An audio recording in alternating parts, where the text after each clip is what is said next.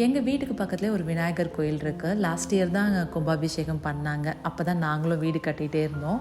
எனக்கு வந்து ரொம்ப சந்தோஷம், என் வீட்டு பக்கத்துலேயே ஒரு கோயில், விநாயகர் கோயில் இருக்குது அப்படின்னு சொல்லிட்டு எனக்கு ரொம்ப ரொம்ப ஹாப்பின்னு வச்சுக்கோங்களேன். கும்பாபிஷேகத்துக்கு நாங்கள் இருக்க முடியல.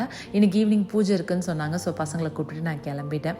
நாங்கள் கோயிலுக்கு போய் கிட்டத்தட்ட ஒரு 1 இயர் ஆகிடுச்சின்னு சொல்லலாம். ஏன்னா கத்தாரில் கோயிலெலாம் கிடையாது, நம்ம வீட்டிலேயே சாமி கும்பிட்றது தான். எனக்கு பர்டிகுலராக கோயிலில் கொடுக்குற பிரசாதம்லாம் ரொம்பவே பிடிக்கும். இன்றைக்கி பிரசாதம் இருக்குதுன்னு சொன்னாங்க. இது ரொம்ப சின்ன கோயில் தான்.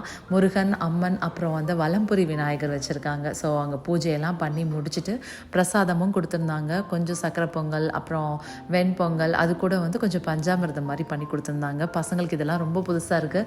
அவங்களுக்கு வந்து நிறைய பழக்கம் இல்லைன்னு வச்சுக்கோங்களேன். ஸோ அதுக்காக கூட்டிகிட்டு வந்து ஒரு 1 hour நாங்கள் டைம் ஸ்பெண்ட் பண்ணோம். பூஜையெல்லாம் முடிச்சுட்டு தான் அப்புறம் நாங்கள் வீட்டுக்கு கிளம்பினோம்.